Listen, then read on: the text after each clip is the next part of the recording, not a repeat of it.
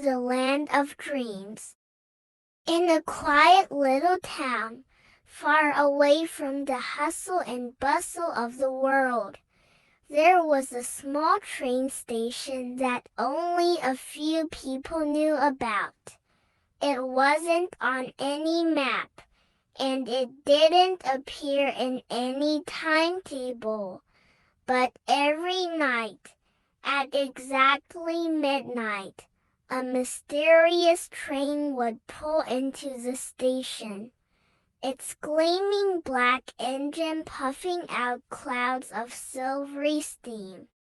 The train was no ordinary one. It was a midnight train to the land of dreams.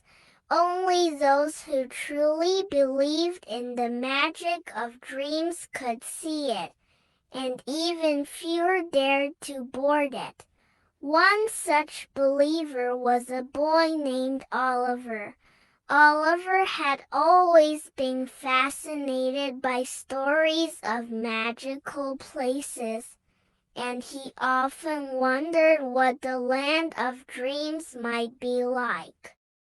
One night, as the clock struck 12, Oliver heard the faint sound of a train whistle. Curious, he slipped out of bed, threw on his coat, and quietly left his house.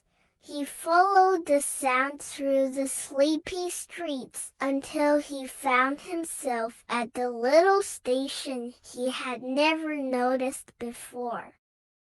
To his amazement, the midnight train was waiting there, its windows glowing with a soft, golden light.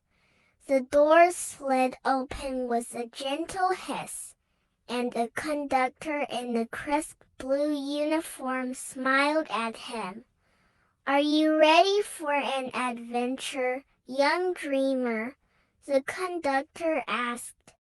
Without a second thought, Oliver nodded and stepped aboard. The train's interior was unlike anything he had ever seen. The seats were plush and comfortable, and the walls were lined with shelves of books that seemed to glow with their own light. Soft music played in the background, and the air was filled with the scent of lavender and honey. As the train began to move, the conductor handed Oliver a small silver ticket. "This will take you to the land of dreams," he said. "But remember, what you find there depends on what you truly believe in."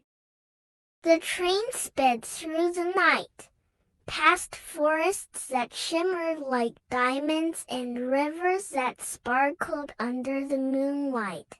Finally, it came to a stop at a station that looked like it was made entirely of crystal. "Welcome to the land of dreams," the conductor announced. Oliver stepped off the train and found himself in a place unlike any he had ever imagined. The sky was a deep shade of purple, dotted with stars that twinkled like tiny lanterns. The ground beneath his feet was soft and springy, and everywhere he looked, he saw things that belonged only in the wildest dreams: floating islands, candy-colored trees, and animals that spoke in gentle whispers.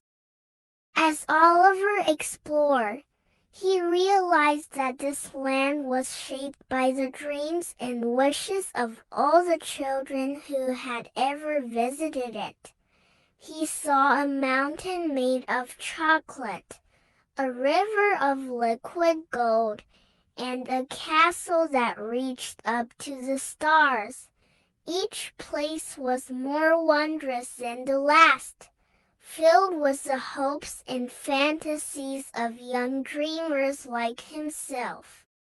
But as Oliver wandered deeper into the land of dreams, he came across something unexpected: a door, standing alone in the middle of a field of glowing flowers. It was old and wooden, with a keyhole shaped like a heart. Curious, Oliver approached it and noticed a small key hanging on a nearby tree. With a feeling of excitement, he took the key and unlocked the door. It swung open silently, revealing a staircase that spiraled up into the sky. Without hesitation, Oliver began to climb. When he reached the top, he found himself in a small room with walls made of glass. Through them, he could see the entire land of dreams spread out below him. In the center of the room was a mirror, and when Oliver looked into it, he didn't see his reflection. Instead, he saw all the dreams he had ever had. Some he remembered, and others he had forgotten. As he gazed into the mirror, a voice spoke softly in his ear. "The land of dreams is the place where anything is possible," it said. "But the greatest dream of all is the one you create yourself. Take this memory with you, and never stop dreaming." When Oliver finally returned to the train, the conductor smiled at him. "Did you find what you were looking for?" he asked. Oliver nodded, holding the memory of the land of dreams close to his heart. As the train carried him back home, he knew that he would never forget the magical journey he had taken, and that he would always be a dreamer. For more stories, like and subscribe our channel.